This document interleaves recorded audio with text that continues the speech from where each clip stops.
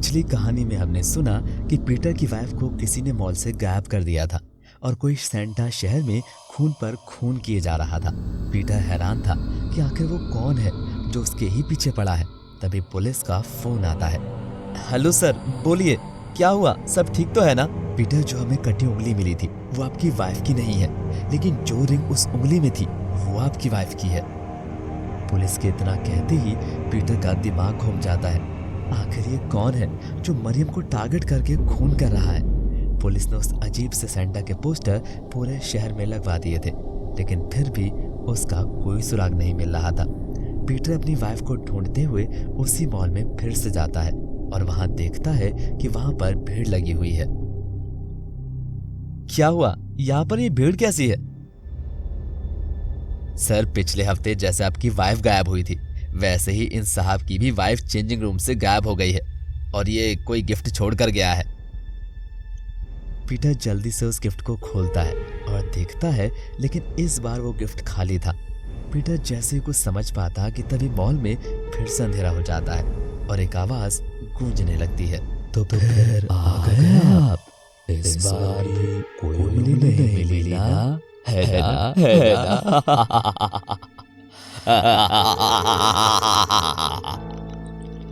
मिलेगी नहीं, क्योंकि उसे मैंने काट कर अपने गले में लटका दी है।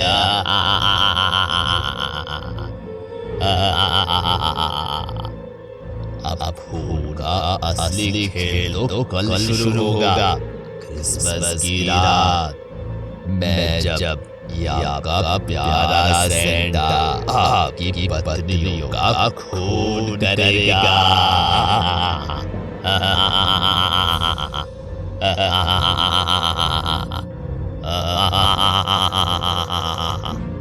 अब खून का असली खेल तो कल शुरू होगा। क्रिसमस की रात में जब आपका प्यारा सेंटा आपकी पत्नियों का खून करेगा। पीटर को कुछ समझ नहीं आता। वो सीधे चेंजिंग रूम में चला जाता है और वो दुकानदार उसे रोकने की कोशिश करता है, लेकिन पीटर उसकी एक नहीं सुनता। पीटर चेंजिंग रूम को तलाशने लगता है, लेकिन उसे कोई सुराग नहीं मिलता। वो मायूस होकर शीशे के सामने खड़े होकर रोते हुए कहता है, मुझे माफ कर दो मरियम, मैं तुम्हें बचा नहीं पा रहा हूँ। मैं दुनिया का सबसे अभागा पति हूँ जो कुछ नहीं कर पा रहा हूँ। ये कहते हुए पीटर गुस्से में उस शीशे पर हाथ मार देता है, जिससे वो शीशा टूट जाता है। शीशे के टूटते ही उसे एक दरवाजा दिखाई पड़ता है। दुकान वाला कहता है, सर रुक जाइए, वहाँ गोदाम है, उसमें पुराना कबाड़ा पड़ा है। मैं कहता हूँ हट जा मेरे रास्ते से, मेरी मरियम जरूर इसी में है। दुकान वाले और पीटर में झगड़ा होने लगता है कि तभी वो दुकानदार पीटर को बाहर फेंक देता है और कहता है, सर मैं आपसे बोल चुका हूँ कि वो एक गोदाम है, फिर भी आपने इतना हंगामा किया है। मैं कहता हूँ यहाँ से चले जाइए, नहीं तो पुलिस को बुलाकर अंदर भेज दूंगा। लेकिन पीटर को तसल्ली नहीं होती।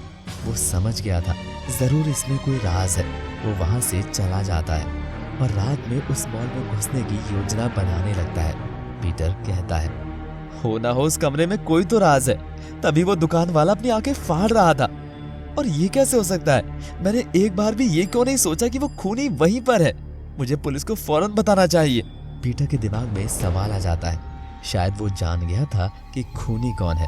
वो उस स्केच को गौर से देखता है कि तभी उसके फोन पर एक अननोन नंबर से कॉल आती है। Hello hello, mike testing 1 2 3।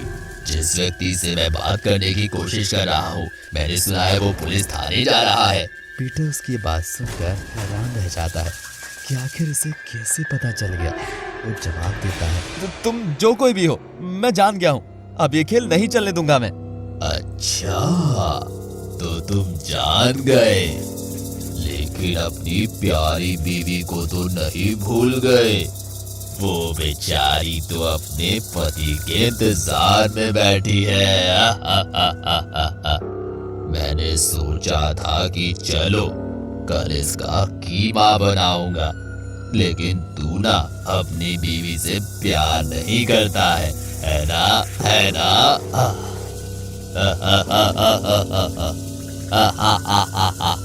Maryam को छोड़ दो, मैं कहता हूँ उसे छोड़ दो।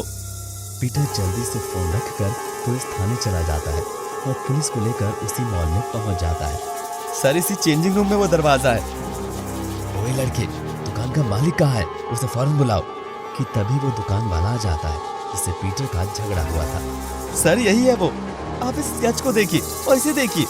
हम अब तक जिसे ढूंढ रहे थे वो अनजान बनकर यहाँ बैठा था। पीटर की बात सुनकर वो भागने लगता है। तभी पुलिस उसके पैर में गोली मार देती है और उसे पकड़ लेती है और उससे पूछती है, जल्दी बता, इन सब के पीछे तू ही है ना? जल्दी बोल। हाँ, ये सब मैं ही कर रहा था। पीटर उसे एक झापड़ लगा देता है और कहता है, लेकिन तू ये क्यों कर रहा था? हमने तेरा क्या बिगाड़ा था जो तूने मेरी मरियम को मुझसे दूर कर दिया? फिर दुकान वाले ने सारी बात बताई। जब कोई पति पत्नी मेरी दुकान में कपड़े लेने आते थे तो मुझे उन्हें देखकर बहुत गुस्सा आता था, क्योंकि मेरी शादी एक लड़की की वजह से टूट गई थी। उसका नाम भी मरियम ही था। उसी मरियम ने शादी वाले दिन किसी और से भागकर शादी कर ली थी। तब से मुझे हर औरत से नफरत हो गई थी, इसीलिए मैं सबको बेरहमी से मार रहा था। मैंने इसकी वाइफ मरियम को इसीलिए नहीं मारा क्योंकि मैं उसे दिखाना चाहता था कि कोई लड़का प्यार में कितना कर सकता है। लेकिन तू ये सब करता कैसे था और इनकी वाइफ कहाँ है? जब भी कोई लड़की उस रूम में चेंज करने जाती तो मैंने उसी शीशे के पास एक केमिकल लगाकर कंघा रख दिया था।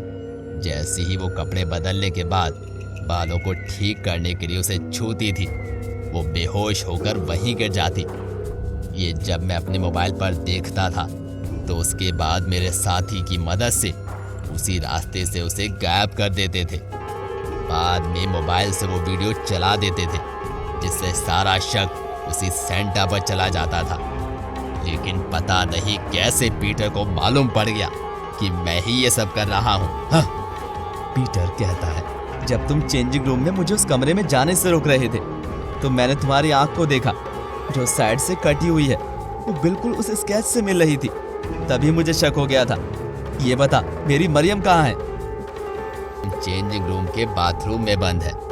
मैंने उसकी नस काट दी है।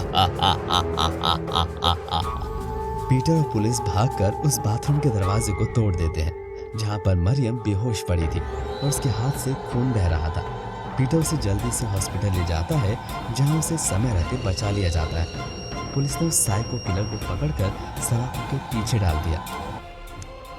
दोस्तों, आपको ये कहानी कैसी लगी जल्दी से कमेंट बॉक्स में हमें बताइए और इस कहानी को ज़्यादा से ज़्यादा शेयर करना ना भूलिएगा। आप सुन रहे थे आरजे मोहित स्टोरीज को और मैं हूँ आपका दोस्त और होस्ट आरजे मोहित।